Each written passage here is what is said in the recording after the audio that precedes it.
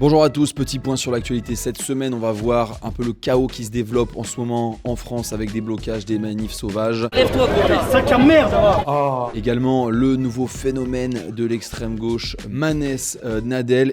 Oh, comme c'est bizarre. Également, une mosquée inaugurée en présence d'un député RN. Enfin, le rappeur patriote Milesinka, censuré au début de sa tournée en France. C'est parti. Alors, le mouvement contre la réforme des retraites s'intensifie après l'utilisation de l'article 49, alinéa 3 par le gouvernement. Les opposants ont dénoncé le passage en force du gouvernement. Mais alors, le timing aussi est extrêmement mal choisi parce que l'inflation s'approche des 15%, que le litre d'essence est autour des 2 € et que les prix de l'énergie restent très élevés.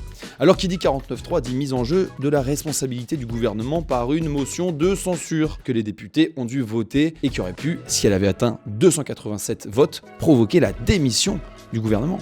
Au revoir. Alors c'est pas ce qui s'est passé, même si on n'a pas été loin de voir le gouvernement être renversé puisqu'il a manqué 9 voix à cette motion de censure. Elle a été votée par le groupe des indépendants et des Outre-mer qui en étaient à l'initiative, par la NUPES et le RN, ainsi que quelques républicains qui ont défié la position du chef de parti Éric Ciotti, qui fragilise encore plus ce parti en complète décrépitude. J'étais trop nul. Il n'y avait pas plus nul. Je crois que c'était mon plus nul match. La semaine dernière, la situation était déjà très tendue, place de la Concorde, place de la République, et les manifs sauvages ont repris un peu partout en France, et les blocages se poursuivent à Marseille, où le port est complètement bloqué, de même que le port pétrolier de Port-la-Nouvelle, ou même le pont de Saint-Nazaire, le plus grand de France, qui est bloqué depuis ce matin et dont les portiques ont été abattus. La grève des éboueurs de Paris est reconduite jusqu'au 27 mars, les caisses de grève qui permettent aux grévistes de maintenir leurs revenus rencontrent un franc succès, donc leur mouvement continue. Alors dites-vous que Paris, la ville poubelle, est au paroxysme de sa beauté, avec des grèves dans les transports un jour sur deux, des manifestations à gauche et à droite, des tas d'ordures qui atteignent 2 mètres quand ils ne sont pas encore calcinés par des manifestants. Concernant le maintien de l'ordre, la Brave M, qui sont des voltigeurs à moto, ont nettoyé dans les coins. Plusieurs vidéos circulent montrant ces policiers roulant sur un manifestant, alors qu'une autre montre un policier mettant un crochet et un KO. À Rennes, un Domino's Pizza était le théâtre de quelques balayettes. Les marins-pêcheurs se sont mêlés aux manifestants contre les retraites et ont fait parler les tractopelles contre un canon à eau de la CRS. Il y avait de l'ambiance chez nos amis bretons. Dites-nous ce que vous pensez de cette réforme de retraite. Est-ce qu'il faut passer en force?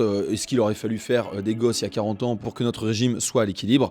Dites-nous tout ça. Actu 2, toujours à propos de la réforme des retraites, parlons de ce phénomène de militantisme, le petit en taille, mais très grand réparti, Maness Nadel. On n'en peut plus, on en a marre de ce pouvoir qui nous écoute pas, de ce pouvoir qui passe en force. C'est pour j'en ai marre, arrête-moi. Il est le porte-parole du syndicat La Voix lycéenne Paris et il débite mieux les concepts gauchistes que n'importe quel député insoumis. Le mec est le grand remplacement de tout le personnel NUPES. Je pense que d'ici 3 semaines, vous aurez un octogone entre lui et Louis Boyard. Tu proposes un octogone sans règles, c'est quand tu veux, frère. Et je peux vous dire que notre chevalier Boyard, il va traîner sa brioche dodu face à ce kirikou de la rhétorique. Brioche Pasquier, notre histoire est aussi la vôtre. Maness Nadel, il participe déjà à des blocages, il fait des interviews à BFM et à l'UMA. Ah tiens, drapeau Antifa.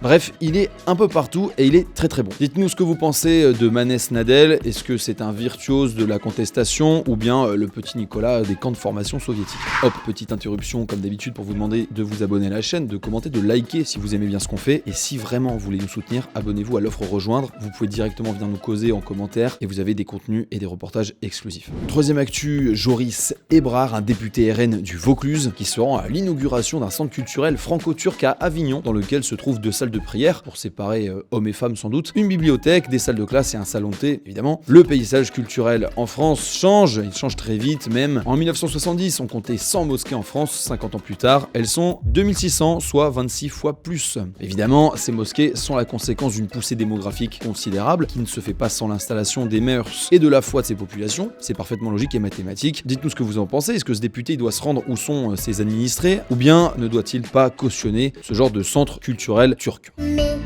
amis, je les aime beaucoup, mais moi j'aime Allah avant tout. Quatrième actu, ça s'est passé il y a 2 semaines déjà, mais le rappeur patriote Milizimka a été empêché de se produire dans plusieurs salles de spectacle en France. Pourquoi quand tu défends la France, tu t'es fait automatiquement censurer, hein? Une première fois près de Grenoble, après la mobilisation d'une dizaine d'organisations antifascistes. Comment il peut y avoir 10 associations de mecs comme ça, quoi? Alors, on ne comprend plus bien. Quand le rap crache sur la France, c'est un enrichissement culturel et il est soutenu par les institutions et la gauche. Et quand il est de droite ou patriote, bah, ça ne va plus. Rappelez-vous, Daniel Obono avait soutenu un rap qui s'appelait Nique la France. Nique la France, écoutez ce son. C'est nul. Milizimka a été aussi banni de Lille, où il devait se produire. Des élus ont alerté sur sa venue et Martine Aubry elle-même a demandé l'interdiction du concert. Au petit-déj, je me fais une tartine Aubry. À croire que les auditeurs de rap ne devraient surtout pas tomber sur des paroles valorisantes pour la France et les Français. Depuis, la situation s'est arrangée pour Milizimka, qui a pu se produire près de Lyon malgré une première annulation, et également à Aubagne alors qu'il devait faire son concert à Marseille. Et là encore, les antifascistes ont tout fait pour l'en empêcher. Merci à tous les amis. D'ailleurs, cette semaine, on a reçu Bernard Lugan, c'était exceptionnel. Je vous mets le lien juste ici.